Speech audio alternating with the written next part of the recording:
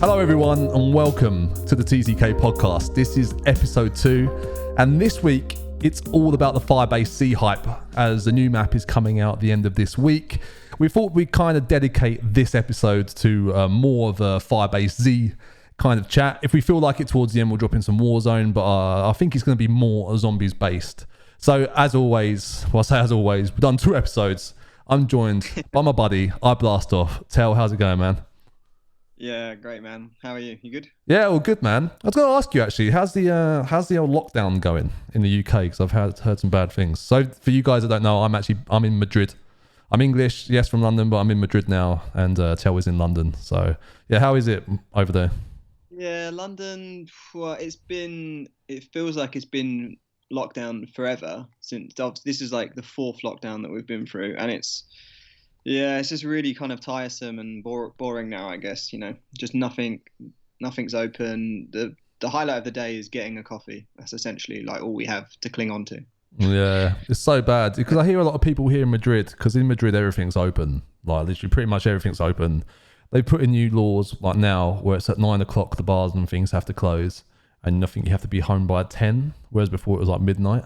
And then you hear people on the phone like in the street complaining. It's like, like I can only go like out drinking till like 9. And I'm like, in London, man, you can't even do anything. Like you can't even go out, let alone like all restaurants are closed. Like you can't, buy any clothes. Like all shops are closed. It actually is just, everything is closed apart from like takeaway stuff and also more like day items like lunches and stuff. Yeah, that's crazy. Pretty boring. And there's no like we're not even anywhere near close to coming out. I think they announce at the end of February that we might have reduced rules. So yeah, it's quite it's good time to stay in, I guess. Yeah, I mean that sounds super strict. It is, yeah. Luckily, Firebase Z is coming out. Yeah, that's crazy. But anyway, to kick off the podcast, I think it's best that we first check out the Firebase Z trailer that come out last week. I believe it was. Was that right? Yeah, I think it was. It would have been last Thursday, or maybe Thursday. All right. So first of all, we're going to check this out, and then we're going to crack on with the topics. Weaver, I'm still in the field. I have to meet a contact. I am not proud of everything I have done, but I am proud of what I am doing. Omega must be stopped, no matter the personal cost to people like you and I. No, my friend. They are the ones who are going to pay. They have already opened their new worlds. Ravenoff, my team's reached the village. Requiem, welcome to Vietnam.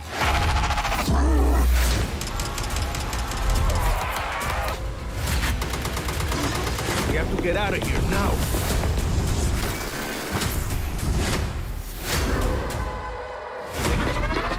On the move.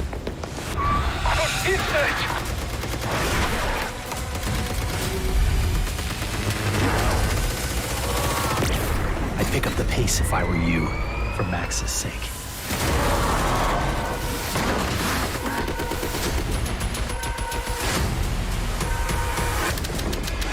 Yeah!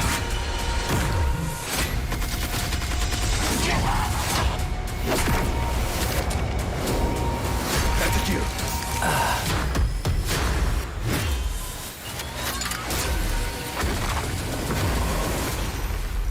If you're lying to me, if you betrayed her, if any harm comes to her, I will kill you myself.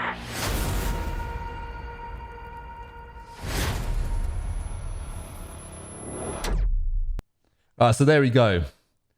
First, the first thing I want to talk about there is, man, that fucking Russian guy with the sling. Like the textures on him are so bad. Did you see? Yeah. Did you see that? Yeah. Why? That's the thing. When I first watched the trailer, like I think I've seen it maybe like 40 times now. But when I first watched it, I was a bit like the first cutscene we got with D Machine was like really, really like beautifully like lit, and all the graphics were amazing. And then on this one, I think it feels like an in-game cutscene, not an actual cutscene. Do you know what I mean? Yeah, totally. But that's the thing. Usually, like the pre-launch stuff is obviously all the beautiful pre-rendered graphical shit, you know. Yeah, I was the same. I actually did think that it wasn't as, sort of high end as the D Machine cutscene, but yeah, nevertheless, I mean, in terms of like, what do you think? What's your general thoughts? General thoughts are very good. It does feel very like World at War, Black Ops 1, especially the Vietnam side of things. I don't know if it's graphically or just the setting or whatever, but it does feel like a very old classic zombies kind of feel. Well, obviously it's very early to tell, and that's just off of a very low rendered like kind of like cutscene. But I think, like, I mean, to be honest, if that's your feedback, and I was Treyarch, like the map, because it is set in the Cold War, it is like that's bang on the money, basically what you've just said. Yeah, so but like I was actually taking a bit of a research into because I thought this would be a good thing for me to do, because I only saw this trailer today, so I was looking at the comments of people in this actual this is from GameSpot, the trailer I watched. And it was quite interesting to go through some of the comments that people put. So I'll go through a few of them. So the first one was, Wonder Weapon shows characteristics of the energy minefield upgrade, like energy mine rifle, which I thought was quite an interesting point. Yeah. But the other ones are kind of things that would kind of echo what we said in the TTK podcast, episode 1 from last week. People are saying the zombies have more personality than the characters, which I thought was I was like, that's a really, really good one. Yeah, that's great. Yeah, and then the other one that actually put me on to like kind of reaffirmed what I just said was like 3 people were like, is it just me or like that Russian like characters like render like proper bad, like really, really bad? I was like, yeah, thank God someone wrote that in the comments. I thought my eyes were breaking. That's so funny, because I think, like, I was saying I watched it 40 times, but on the first watch, I was like, I didn't really know how I felt. Like, yeah.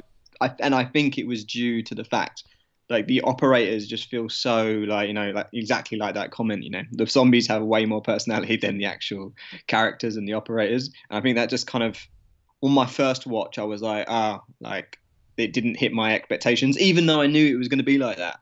But after I've watched it, like, quite a lot of times now, I'm more focused on the map design, the gameplay, and things like this, which I do actually like.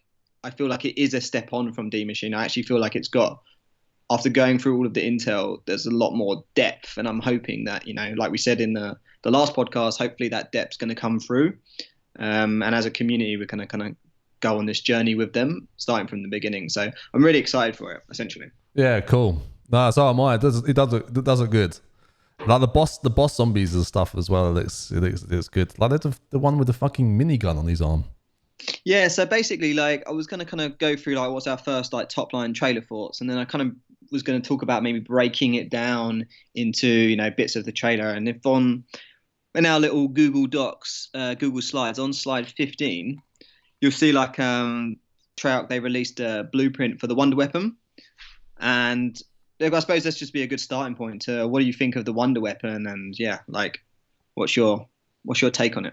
So it's the Ray K84, right? Ray K84, yeah. Yeah, even just that's worth the ticket price alone. That is cool, yeah, the Ray K44. Ray K84, yeah, it's dope. Oh, by the way, chat, I just want to say this before, I should have said this at the beginning, but the whole point, obviously, the way we're streaming this, is if you guys have any questions and input on the topics that we're doing, then feel free just to talk in the live chat. And when we get to the segment, like kind of at the end of each topic, then I will obviously just go through your questions and we'll read them out live on the stream and get them answered, and obviously call you guys out and all of that lovely stuff. But yeah, for the Wonder Weapon, it looks sick. So basically, you got the different ammo type converter. It's obviously got different modes that you can go through. Obviously, they quite clearly display that in the footage. Yeah, because they've got like where you flip the switch and you can go to like like firing energy mines, essentially like dark ether energy mines, which is what comment suggested. And then you've also got it as kind of like a tactical rifle type firing, which I've actually think again is quite. It's a fresh take on a Wonder Weapon that's not really happened before. It feels like quite a normal Wonder Weapon, not like something crazy like Sliquifire or it's actually like a normalized Wonder Weapon, which I think makes sense for the Cold War and the kind of like this early doors of trying things out, early development, I guess. Yeah. So for me, I think that's quite cool. I'm interested to see how it runs. There's also like for me, it kind of looks like is it based on an AK or is it like the AN? You know, the AN 94. Well, just for the name alone, you'd probably think the AK. You'd think it's an AK, yeah. I think it is based on the AK plus or AK 84. But yeah, it could be. It does feel a bit like the AN as well. But yeah, I'm excited, and obviously the main thing on everyone's talking about is like, is it going to be the same run of like having an electricity, different ammo types, which are like ice, fire, blah blah blah. And I do think that's a bit rinsed and repeat now already. I'd rather see something different. Yeah.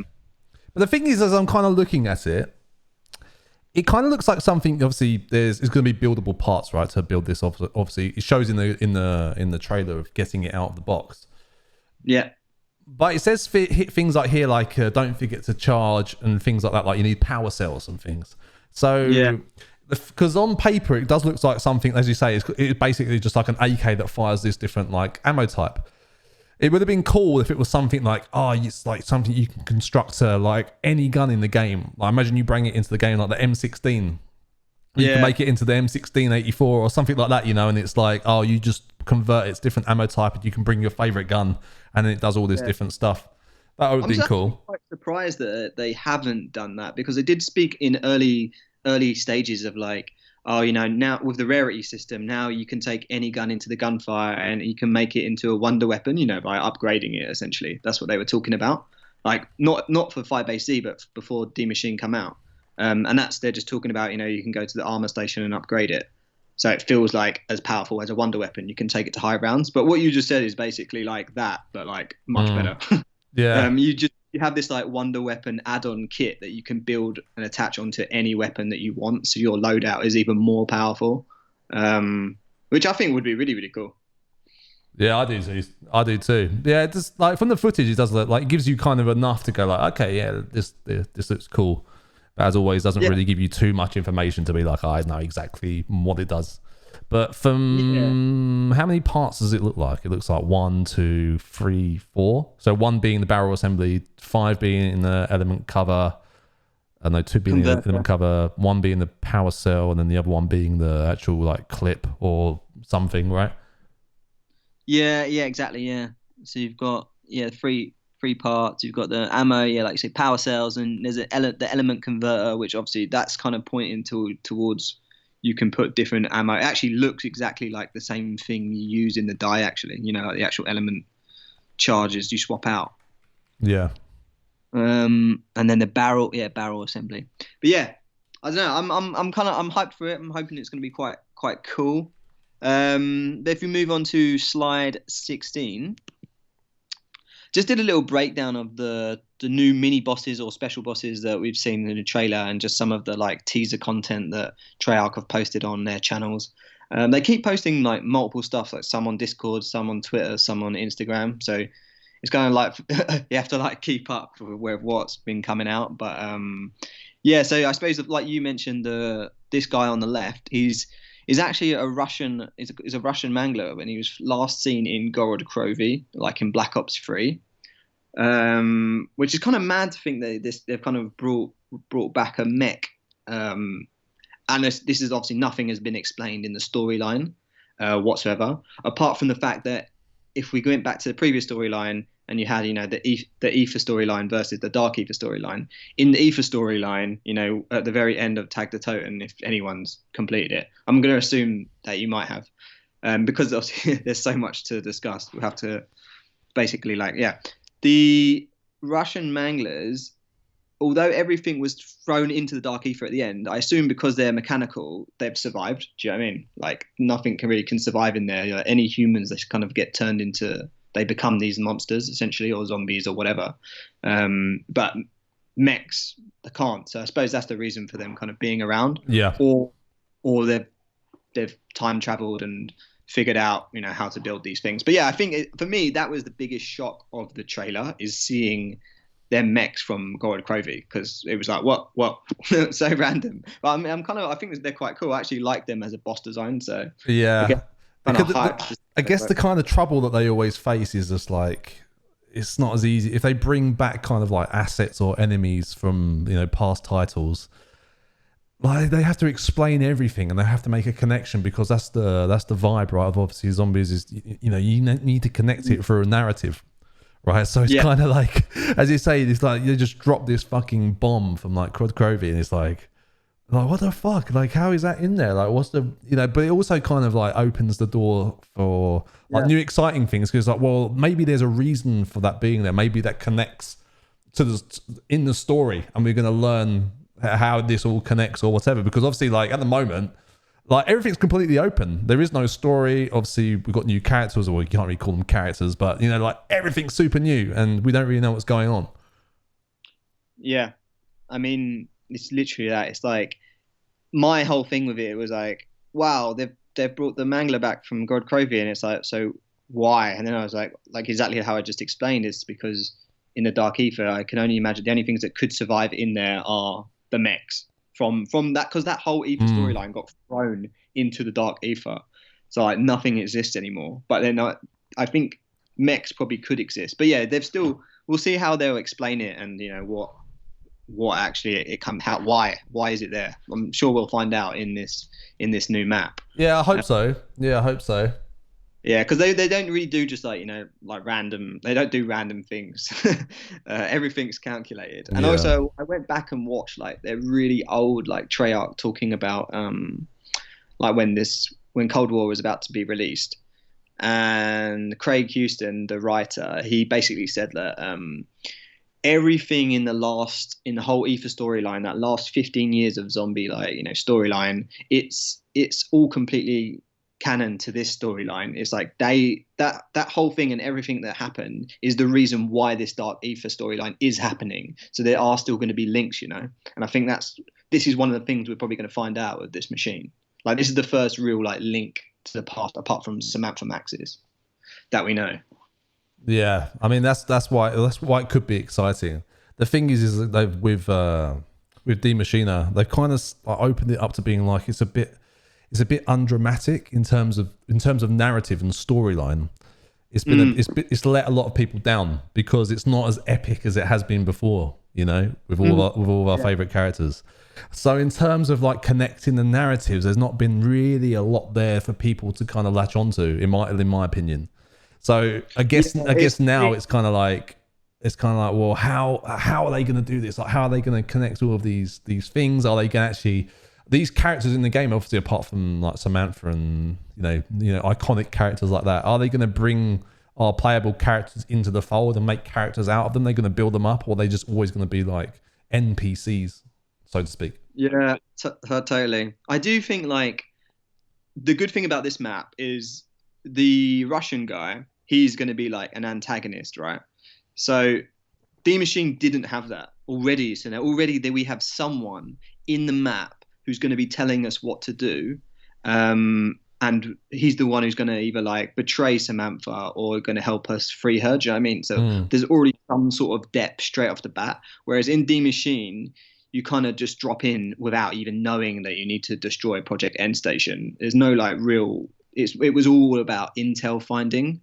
And unless you actually go through all of the intel, which is the main point of this whole Cold War system now, like they're only really telling storyline through intel, and only because I've just gone back through it all, I'm realizing, oh, actually there's like, you know, loads of stuff, but you have to spend a lot of time going through it all, whereas before you just got it in a cutscene and the characters gave away more. So it's a bit more like, if you dig deeper on D Machine, you can start to find stuff out.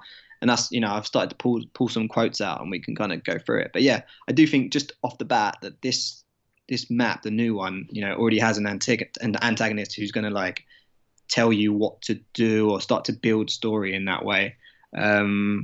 Which should be interesting. My only thing on that is like, do you remember last week in the last episode we spoke about like the mentality behind what they're trying to do with obviously Black Ops Cold War Zombies is like trying to make it more appealing for new people to get involved with zombies, right?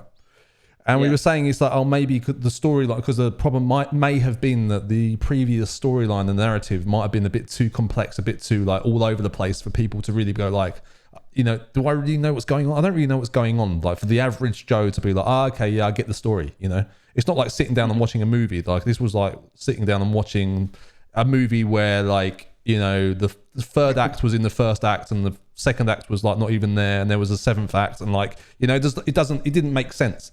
So for them, the thing for you to like when you said like, which is true, which is like you kind of have to still dig deeper, even with this new kind of storyline mechanic that they're going for.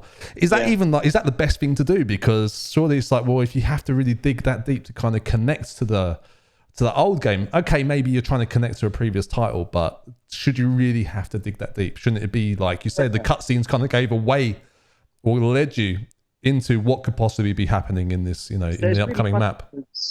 Like what you basically exactly what you're saying is I was watching like in preparing for this podcast, I was watching quite a lot of old Treyarch stuff, especially with Jason Blundell, who's left now, but you know he was the creative director of all the previous titles pretty much. He was the fucking daddy, man, that guy.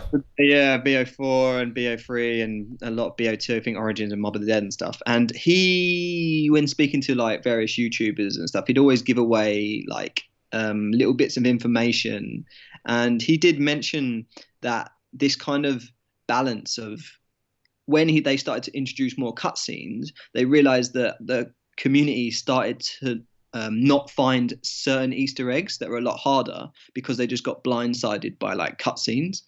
So I found it quite interesting because essentially what they're saying now is that they're actually putting loads of breadcrumbs throughout this intel, but it's only when you look for it you're going to find it. Whereas before, people would just watch the cutscene and be like, okay, I kind of know what's going on, and but don't pay attention to the ciphers or, you know, all the other stuff that kind of build it, unless you're like die hard. And I think maybe they've obviously been trying to find the balance across all of these games, and they've reverted back to this older system. Well, not older system, but it's kind of a bit like World at War, isn't it?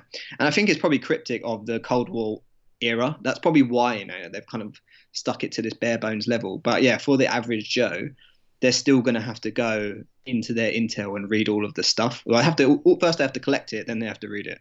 Yeah.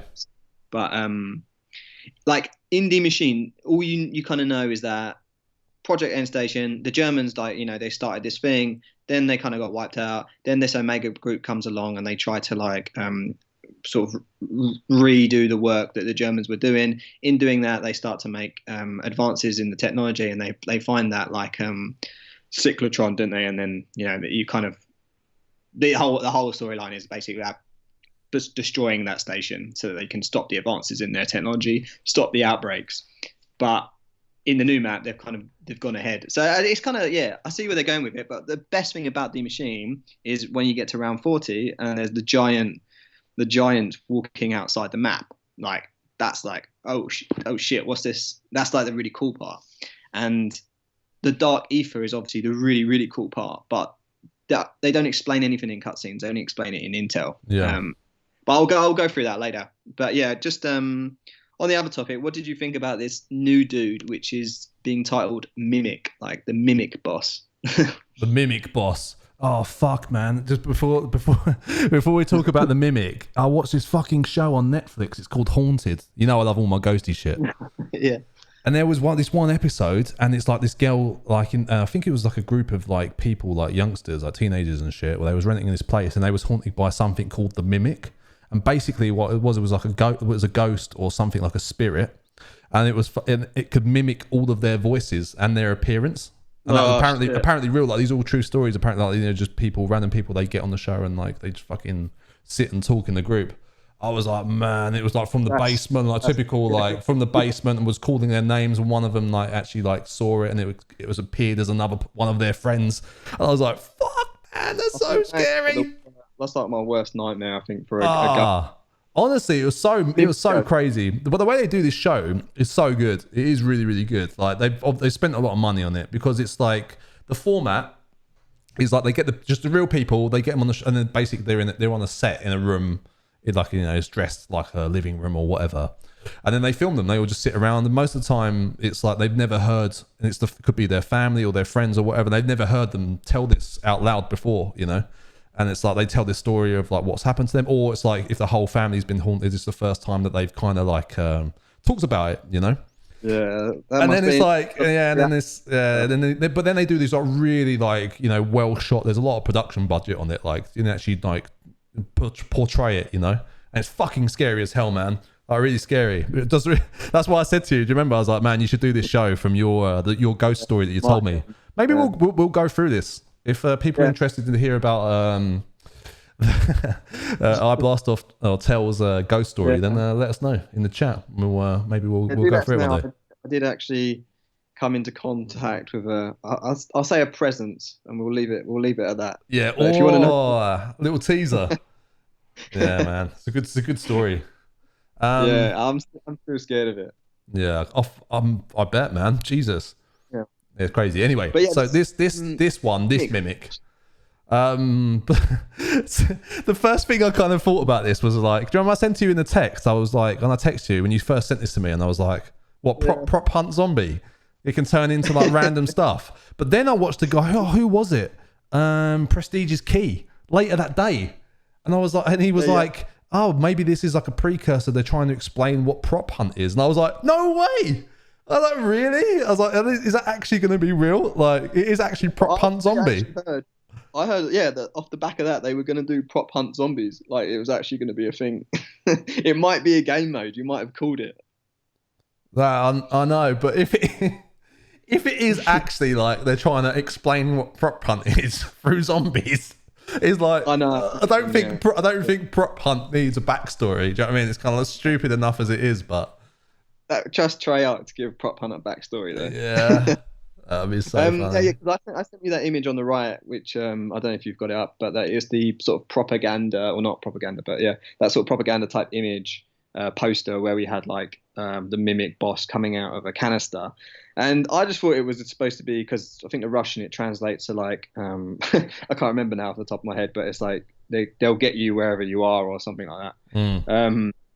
And we were just like, it's just kind of, I thought it was just more of a part. I didn't know that would be an actual effect. Like, it's a refreshing thing to do, but we've never would have faced a boss like this. So essentially on this autopsy report, they basically say that, you know, this monster it's a guy who spent a lot of time in the dark ether. It's one of the informants who was like searching for where is it? So I can't really see that, but he basically was in the dark ether trying to, you know, find materials and stuff and more research information to bring back.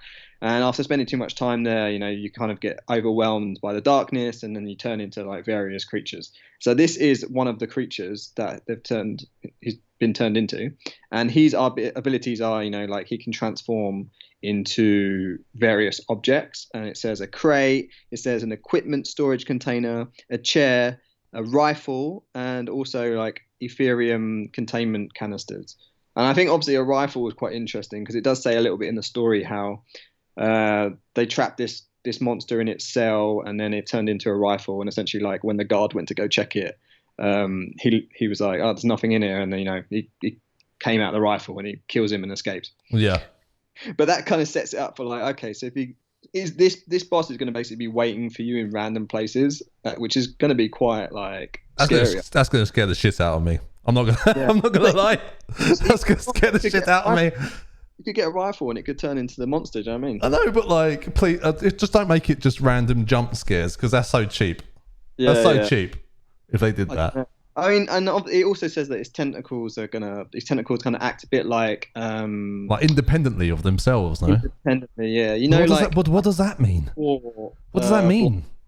Yeah. Does that mean like what they fall off and they can do other shit, or does that mean just like what does that mean? I don't know, but yeah, so it seems like you're going to be dealing with like, you know, lots of things attacking you in various ways to make you think, I guess. Yeah. I imagine it like Blightfather from BO4, you know, like its tongue sort of grabbed you and pulled you in. Yeah. I imagine it like that. But also in the trailer, it looks really fast. Like, it looks quick. Does it? Yeah, like I didn't notice speed. The way he walks. Okay. Like, he's fast, you know, compared to like a Megaton who's quite slow and bulky. This one looks quite fast. Plus, you're going to have the manglers as well, who can obviously shoot from their claw. So it's going to be quite, maybe like you have to mix up the long range game. Maybe, yeah, because obviously it feels very much like a Margwar kind of thing. Yeah, and that's probably why they give you sort of like attack rifle, some keep them at range because seems like a lot of their things are going to be ranged attacks, like the mangler and then also this sort of like tentacle attack. But Yeah. my guess would be just from looking at it, similar to the Margwa, the weakness is probably going to be his mouth, when it opens its mouth because it's usually the shiny spot. Yeah, it's usually like the yellow like bits that are kind of bulging out of him. Yeah, so I'd imagine like going into Firebase 2, yeah, we kind of shoot for the mouth. That would be my tip. But yeah, all in all, again, going back to like the actual fact that this is something new, a new mechanic. We've never had something disguise itself in zombies as random items. This is going to be kind of interesting. It could be like the most hated thing of all time, or it could be really cool. So I just like the fact that it's trying new stuff. I'm always pro trying new stuff, even if it doesn't work out. At least you can learn from it, and then the community can give their feedback. And obviously, most of them give really bad feedback. Like I did see some of the comments on like Instagram and stuff, and they'll post this poster, and it'll be about this mini boss, and then all the comments will be skill-based matchmaking, skill-based matchmaking. Yeah, you know it, man. Yeah, so funny. But yeah, moving on to the next one.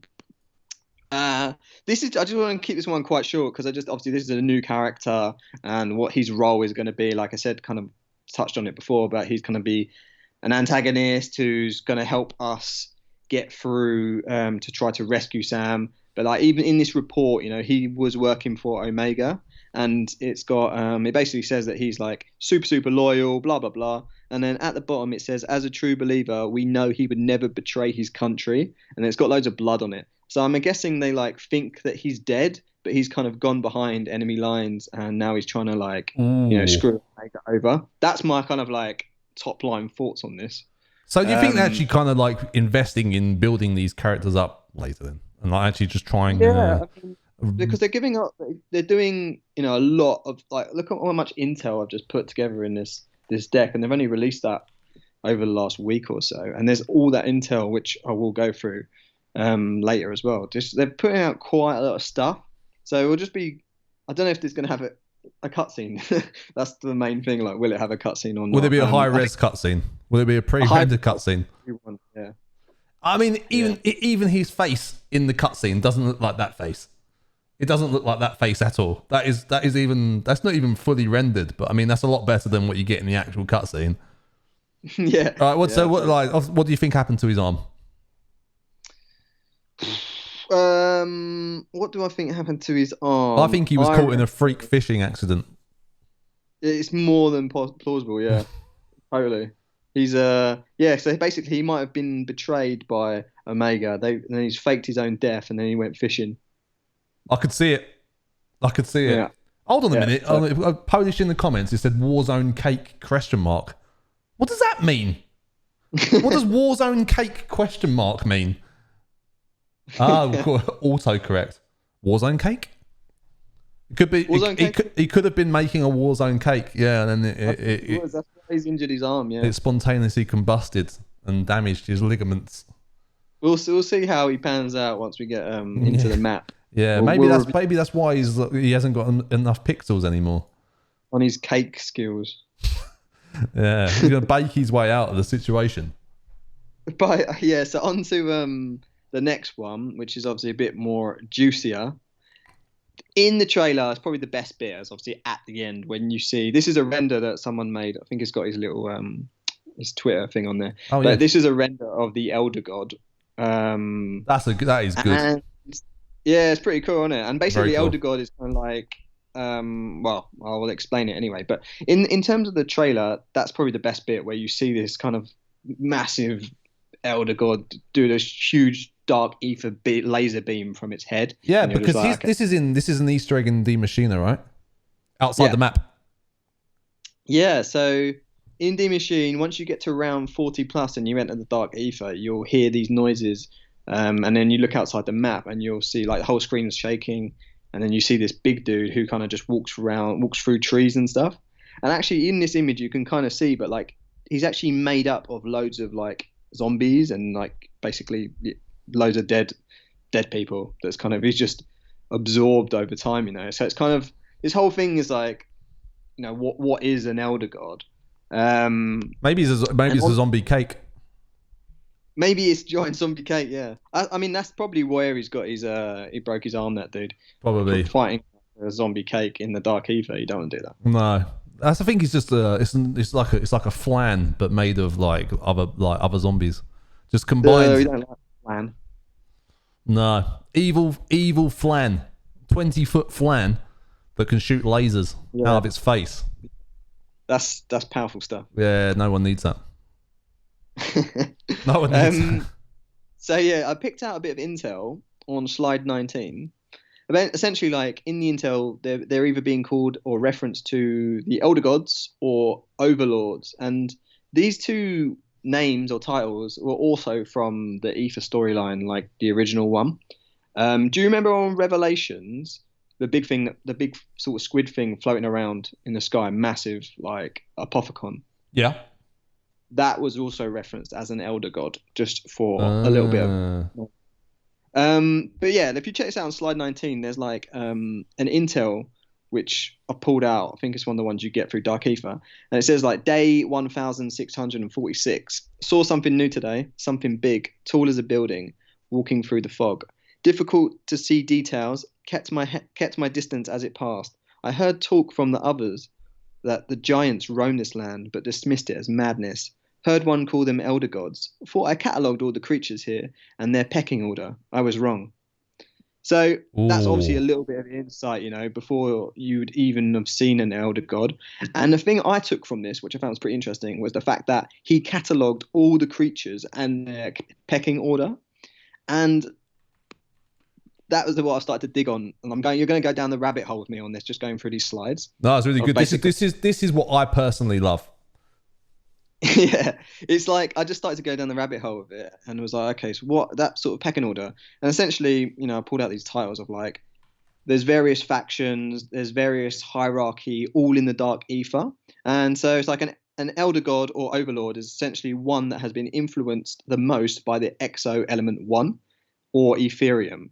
Those that can survive the longest within the Dark Ether hold the highest rank, and those below fall into place. We know this from the Megaton and also the Megaton Overlord. See, like you have the normal Megaton, and then when you go into Dark Ether, there's the Overlord version. And the Overlord version actually has various quotes to say like about rank and how like we will all rule this world in like a hive mind kind of mentality. So there's kind of interesting quotes that I just remembered. And then also on D Machine, like I noticed that there's this character he's referenced as the Stranger.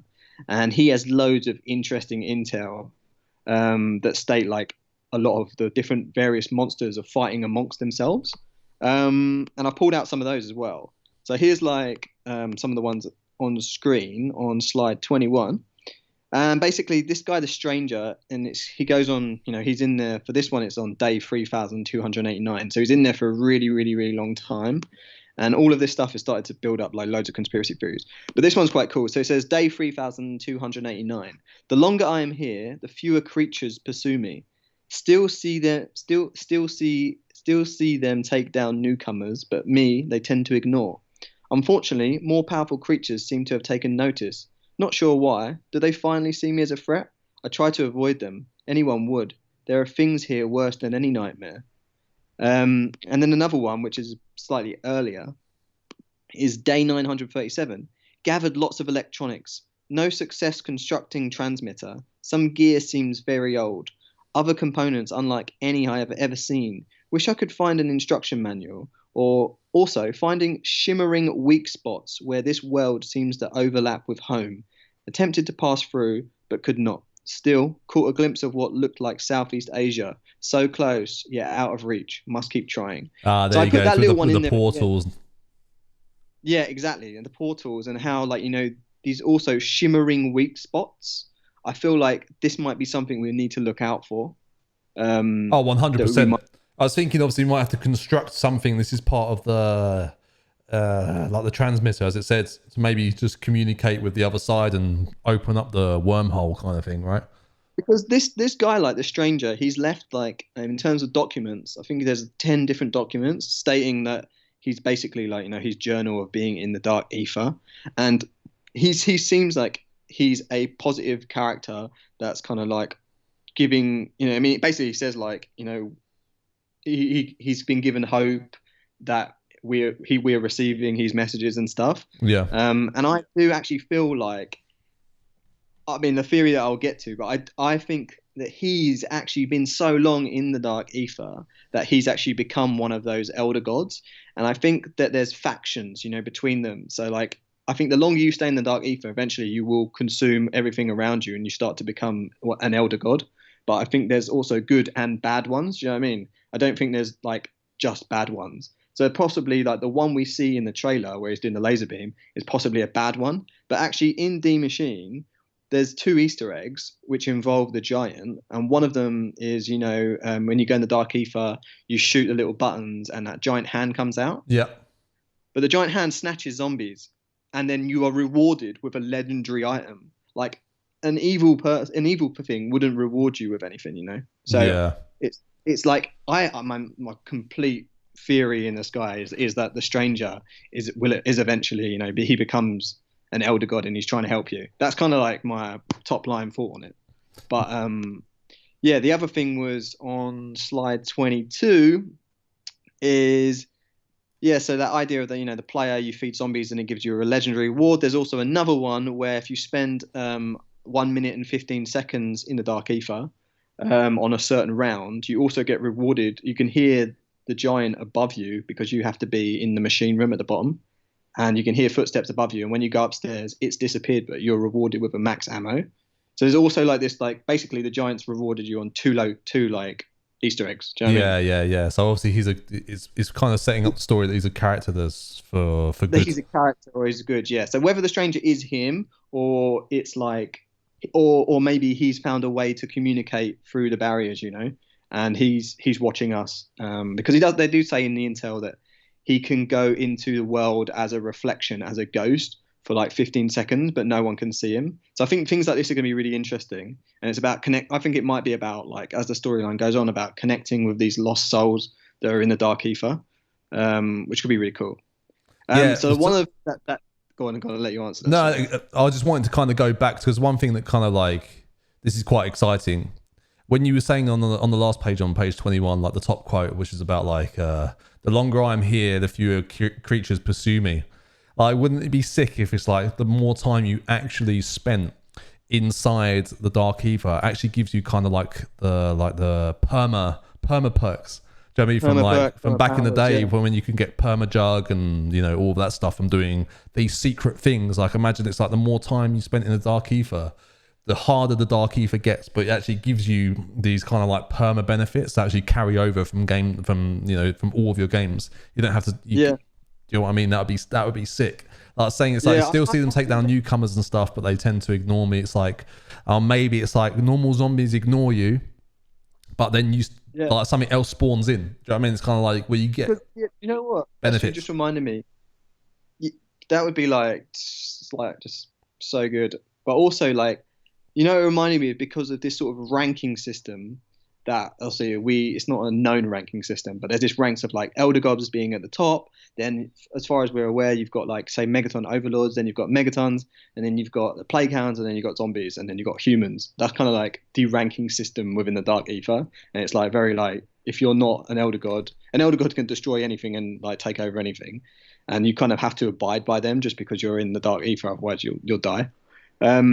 But I think it's really interesting, like you say, like the longer time you've been in there, you become more powerful, so that the other ones start to like, like zombies just avoid you and stuff like that. I mean, that's kind of what they're doing, but I don't think they're doing it as actual benefits for the player.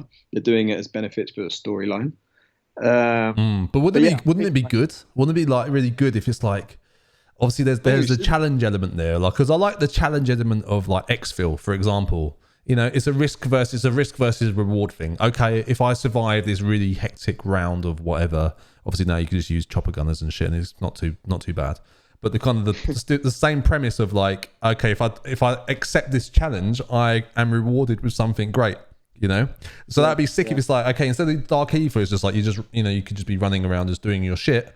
But it's like, it's actually a challenge of like, okay, every time you enter the Dark Ether, it gets more complicated to be in there. But Yeah. when you're in there, Yeah. you're kind of like leveling up. You're getting this kind of like dark ether experience that you can kind of see in your stats or whatever. And it kind of builds you up to like this level where it's like, okay, yeah, like you say, you have this kind of like dark ether status, you know, like you say a fucking pecking order in the dark ether. And it's like, okay, now you're an actual like existential being inside fucking zombies, you know? Yeah. That'd be dope. That'd be so That'd good. be so cool. Even just like you say, like the challenge element of like, you know, Jug becomes like, you know, Dark Ether Jug, and its effects are different. And to be honest, this Stranger character, he does talk about the perk machines and things like this. He talks about a lot of the stuff in the Dark Ether. I think it's just really, really cool. But this ranking pecking order reminds me of, you remember like Bleach, and you have like the anime. The anime. Yeah. But you know, I have the numbers, like the numbers of the people, like number 10, 9, 8, blah blah blah. Yeah, and obviously like number 1 was the top dude, you know. Yeah, top dog. Yeah, that's kind of like what it feels like, or it's just kind of. I think it's really cool. Yeah. And obviously there's this kind of playing out that if this guy is a good guy, then it's kind of playing out that there might be a split in the kind of the order, which is kind of taking it back to like more of a Great War kind of thing, which they missed out because of, you know, BO4. Yeah, so I feel like that would be dope. It's got super potential. But again, all of this stuff is all hidden in the intel, so you have to kind of find it yourself. But yeah, last thing. Just that one thing before we just want to crack on, because we've got some people in the chat. We've got some people on the stream. If you just joined, then just say hey in the chat, people. Don't be scared. This is what this podcast is all about. It's all about us talking to you guys, having a conversation. And so if you've got any questions on the topics that we're talking about, then just drop them in the chat, and we'll answer them live on stream. And obviously this is going on YouTube and iTunes and whatever. So yeah, get involved. This is honestly what this podcast is all about. It's all about us, just, you know, outside of like YouTube and whatever, we have obviously a lot more thoughts and feelings about things, and this is kind of like our platform to talk about everything in the world of Warzone and zombies. This episode obviously is more focused around zombies, as it's Firebase Z coming out the end of this week coming. So yeah, don't be scared, don't be shy. Just drop a comment or a line in the chat, and obviously we'll pick that up and read it out live. So yeah, go on, man. On to your next point. So the last thing I was thinking that's kind of led up to this moment is at the end of Tag the Totem. So we're still on slide 22. This is why we got an image of Victus, the old Victus crew. Yep. So at the end of Tag the Totem, everything goes into the dark ether, and it's all banished, right? Everything's banished to the dark ether. So including these crew members, these characters, and the only ones left are these characters and Samantha Maxis, a young Samantha Maxis, and the young Eddie. You know, those two walk off into the darkness, and then all we know is that Samantha Maxis comes out. She's an adult, and it's like a different storyline in the dark ether. But these characters are left alone in the dark ether, and in the intel, like it says, you know, the longest people that have been in there, they will transform over time. Like there's another piece of intel, which is there's a section that's called Lost Souls, and there's loads of documents on like people that have been lost in the dark ether. And this is one from this woman called Barbara. I haven't got the memo. I'll try. Oh, Barbara, she's piping up again with her theories and all the comments and stuff. So I'll send it and you can put it on screen. But like essentially, Barbara, she says that people won't believe me, but I'm essentially like I'm turning. My nails have grown really long and my teeth have grown really long, and I'm turning into like an alligator. That's literally what she says in this thing. And where's this from? Where's this from? It's a piece of intel that you find in D Machine. It's in D Machine. Or Onslaught, I'm not sure. Yeah, send it to me on the old chat there. Yeah, I'll send it to you. And then essentially like that's just, you know, this whole thing about the longer the time you spend in there, the longest one become like these elder gods. That's like the extreme version that we've seen so far. But it just thinking of like the Victus crew are in there, the dark ether, you know, like they're literally been banished there. So the chances of them turning into like these elder gods is quite. Oh man, if that happens, that would be sick. But the thing is like, I'm not being funny, but all it takes is like, you know, like me and you are just sitting here talking, right? Yeah. So surely they must be fucking doing this, like the writers, like surely, like. I feel it's like I said yeah, about like, I think I said it last week about the cheaters in Warzone. It's just like, just get a bunch of fucking kids that play the game a lot and like really interested in it, and just like sit down and listen to them. Yeah. Because like the shit you're talking about now is like really cool, like really, really, really, really cool. Like imagine that happened, like the Victus crew actually turn into like elder gods. inside, like for Black Ops Cold War Zombies, and it's like we start to piece this together, and they actually, like, I don't know, maybe they're trying to escape the Dark Ether and you have to rescue them and turn them back to their human form and connect the worlds. Like, even that would be like, if he was like, that's the story of like Cold War Zombies, I'd be like, that's dope. I was like, yes, I would pay for every map, like 100%. I'd be like, yep, fine, done, the credit card's there, just take it, done. Again, this is what's so great about it. It's all like speculation, but I mean, it kind of it's there. It makes sense. Like, it does make sense. And even I looked back into Victus because I was like, is this plausible? Could it happen? Totally plausible. Like, it is totally plausible in terms of the storyline, but also the fact that, you know, they had made these buried maps. They've made Transit and Die Rise apparently, but they never got to release them in BO3. What about if they did it, but they were all just Dark Ether versions, like straight up Dark Ether versions? Do you know what I mean? Already that's epic. Game over, done. Boom. So and good. Then, but just the fact that the Victus crew. What I also liked about it was that you had previously in the Ether storyline Victus, Ultimus, and Primus. And Primus meant first, Ultimus meant last, and Victus meant defeated. Like, that's what it actually meant. And if you think how much shit they've gone through, like, to be defeated and then even turn into these like wandering elder gods, you know, it's epic. And if anyone's going to help you, it would be those guys. You know what I mean? Yeah, epic. Yeah, it'd be so good. You're so totally right. I wanted to leave that, like, let that stew, and I just wanted to anyone who's watching this to kind of get hyped because there's so much cool stuff that Treyarch can do with this.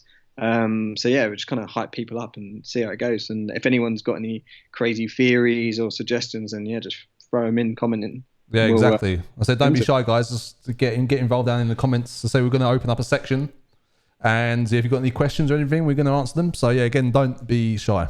Okay, have you got another topic? Yeah, we have. I've got 2 things left, and they're quite short. One of them's kind of like a cool thing that I found, and this thing is just stepping back. So I just wanted to talk about the D Machine. Like I say, I actually write it here. Like, some things people just take for granted. Like, they literally just take things for granted.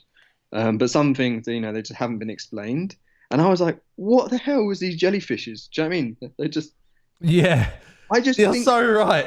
You're so right, man. It's one of those things, kind of like, you see it first time, you're like, wow, this must be something. Like, maybe you can fucking ride, obviously not, but like in my head, it's like, wow, maybe you can ride them, you know, or whatever. And then after you played it like 7,000 times, it's just like, yeah, they just blend into the background because at this moment in time, it's like you've not been able to interact with them, so that it kind of like falls into the background, right? Exactly. And I was just like why would Treyarch specifically put giant jellyfish that are like and the whole map is also, there's little bubbles when you're in the Dark Ether, and things are overgrown as if you're underwater. So it's very much underwater vibes, and it's only really when you look closely to these things whilst you're not, you know, being chased and trying to survive. Like, I only looked at it and I was like, it actually kind of like got these real underwater vibes. Anyway, from going through this intel, like, I did this whole intel search, like read through pretty much everything that I had found. There is this one, again, I think she was a lost soul, someone who's been lost inside the Dark Ether, called Alice. You can put it on screen as well. I'll just read it out. She said, I hope someone out there can hear this. I'm not quite certain this device even works. I think I've even got her voice. You see, I'm a historian.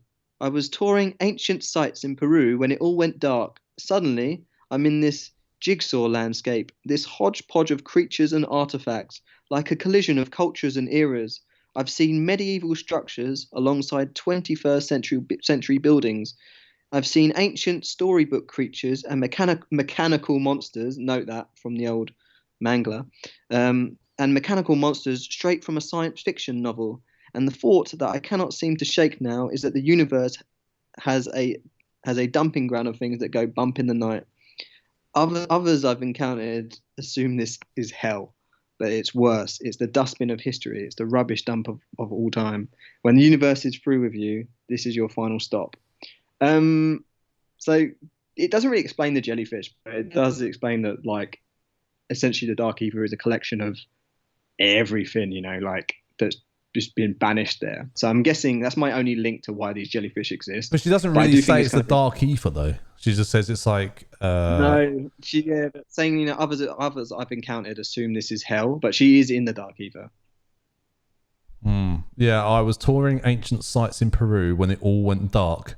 Suddenly, I'm in this jigsaw landscape. Yeah, so it is kind of like a teleportation kind of vibe. Yeah. But you don't know because it hasn't linked it specifically. I'm But guessing this is like she's a survivor from when the Aoife storyline was banished. Do you know what I mean? I think she's like a random survivor, and that's why you've got 20. That's why you've got these mechanical monsters, which are the manglers. You know, why would they be in there? That's the only link we've had to them ever. And we'll know more on that as the map comes out. But also, like, yeah, having like, you know, modern buildings mixed with ancient buildings. So it's kind of like, I don't know, it's just weird. But yeah, for me, it doesn't really explain the jellyfish. But no, nothing has really explained the jellyfish. Yeah, To be honest, I was quite upset about that. I really wanted to tackle these jellyfish, you know, interact with them in some way. I mean, do you like me and starfish? Do you remember that time? Where was we when I was not meant to pick up the starfish, but I actually did pick up the starfish. It said do not pick up the starfish. That's exactly what it said. But where was we? And we were in California. Yeah, at the zoo. Yes, at the zoo, yeah, and you literally, it said, do not pick up the starfish. And then I looked away for 2 seconds, and I looked back, and you were like covered in 5. It is a true story, unfortunately. I got a bit excited by the starfish. Nothing weird, they just caught my attention. I thought that'd be cool to pick them up and put them on me. Yeah. It's the same feeling towards a jellyfish. When I first saw them, I was like, "Fuck, man! I want to do something to these jellyfish." I was a bit pissed off. I couldn't. To be perfectly honest. I'm surprised that there is nothing you can do with them. Like, yeah. One other question: beings that we're on fauna and zombies at the moment, what the fuck do you do with the ghost monkeys? Again, hasn't been solved. There must be something. It doesn't make sense. Maybe they're connected. The jellyfish and the monkeys. Maybe the monkeys ride the jellyfish in the dark ether. I think, like, obviously there's this like crossover of like these are like dark ether reflections, and I think what he's talking about on the last slide 25, just a quick skip to that one. You see, like, it says, the stranger has discovered they can briefly return to our world, albeit only for several seconds before being yanked back. They say they were like a ghost and that no one could see them. And then also it says, day 1108, attempts to pass through weak spots yielding limited results, managed to lengthen glimpses of home into brief visits. Location is different every time. A jungle, a village, a glacier. I wander unseen, like a ghost, 10 or 15 seconds, then pulled back here. If only I could get someone to see me, or if I could only ask for help. So that's that same stranger guy. There's something. That's the thing. Those monkeys, they also piss me off. I was like, there's got to be something with these monkeys. These monkeys are good. You know, you must be able to interact with them some way. You know. Yeah, I think the jellyfish and the monkeys completely unexplained. I think there may be something in and also there's also one piece of intel missing that they've not released yet on D Machine. Like there's 13 out of 14, so there's still one missing. I don't know why they haven't released it, or if it's a bug or whatever. Annoying. But yeah, I think so. That's for me. There's like the jellyfish is completely unexplained, and why there's like an underwater vibe, and then also the monkeys, like, you know, why are they there? They're not explained. And it's just things that we can just talk about and probably refer back to, you know, like on podcast 10, we'd be like, I remember when we said that on podcast 2. Yeah, that's why I think these, honestly, the podcasts are good, obviously, for like the reason of like we're just talking through everything that we normally talk about or want to talk about but don't get the opportunity to normally. Plus the fact of, you know, talking to people in chat and stuff like that. Again, no one's asking questions in chat. What's going on? No one's asking any questions. I can see you. I can see the numbers. I know you're there. Just ask the question. I want to have a question section, but it's hard when you don't have a question. So just ask a question. It can be any question. Just ask a random question like, do you like eating pine nuts or something? I don't know. Fuck it. Whatever. Just ask a question. But no, like it's this thing of like, obviously we cataloging our thoughts and feelings towards, you know, Warzone or zombies or whatever we're talking about that week. Yeah. And so looking back at these things and going like, oh yeah, remember like we discussed that and we had our theories on that and they actually fucking came true, you know? Yeah, I mean, to be honest, like the one we said in the last episode, we spoke about the map being split into 2 parts, you know, via teleporter. I actually did think that it was going to be a different map, like a different location, but it does seem like it's all Vietnam still. But maybe not, because even that like in that on that note there, it says locations different every time. Like this stranger, he can go to these different locations. So a jungle, well, he's always speaking about Vietnam. A village, possibly the same, but then also a glacier. Like, is this what I was saying? Like, is that summit? Is there like another part to this map that we don't know yet? Is he referring to 3 sections in this new map, or is it 3 entirely different parts? I don't know, man. I don't know, like, because I think from the kind of the footage or the screenshots and snaps and photos and things that we discussed last week, yeah, like they're 2 different worlds. And correct me if I'm wrong, but like we actually have text and things that say like that, you go through the portal and they're 2 different locations and they're not times, but they do say they're 2 different locations, right? So I think this trailer hasn't really told us everything, because there has been no teleportation. But one thing I do want to talk about from the trailer actually is like there's an obvious section where they actually they promote the fact of like they're killing zombies in the room next to that chamber that's filling up with souls, and then it kind of explodes with that like purple pinky shockwave thing. We didn't really mention that. No, so that's one of the things, is like, is that to charge the portal or something, because they don't really show that either. I think top line theory on that is those purple things are, I reckon you need zombie kills to charge them. And that does charge that thing in the middle, which is the unlimited power source. And then you do see like an almost Onslaught-esque, the purple thing is around the map, isn't it? Because they don't really show you the dark ether like we had in D Machine. It just seems like you're within this sort of giant orb. Yeah.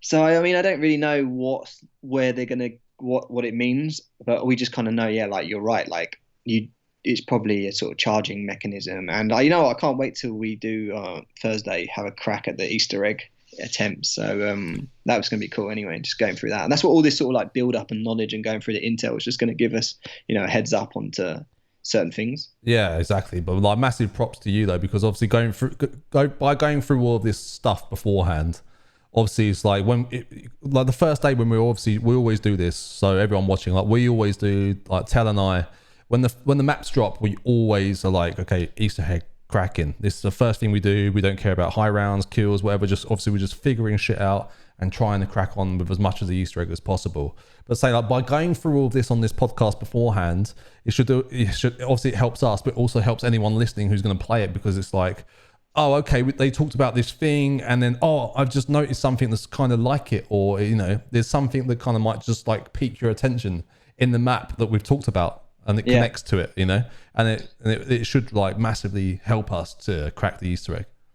This is like the perfect segue to like this last slide, but don't go on it just yet. But just like when I was going back through all of these old Jason Blundell videos, he mentioned that the best thing about watching, what these Easter eggs were essentially they would put in, like A, they'd put in the thing would be referenced as A, and that might be like, I don't know, a basically the mechanic in order to start an Easter egg. Then they'll give you no information, so you don't know what B is, but then you will get C. So he was saying like the audience, the players, they are the connective tissue between A and C. Yeah, and that so good. makes it work. And that's why it's so cool, because we think that these things are really random, but because they don't give us any clues or anything. And I just felt that was really, really, really cool. And then he talked about this. So if you go to slide 44, which this is just epic. Final thoughts. 44? Have you got 25? What are you on? 24. Go back a slide. Oh, I thought you said 44. So this was kind of like my final thoughts, and like just to say to the guys who's listening to this podcast, with the Easter egg, if you're trying it, expect. He didn't do the mantis. He done the mantis. So this was basically this was quoted by Jason Blundell himself, and he said like someone asked him in the Zetsubo no Shima Easter egg, you have to, one of the steps, you have to have a gobble gum. You have to have a gobble gum in order to do it. And they were like, the community was in outrage and were like, why did you have to do that? Like, no one's going to think about that. And he was like, I wanted to put in something that would take the player outside of, everything they know.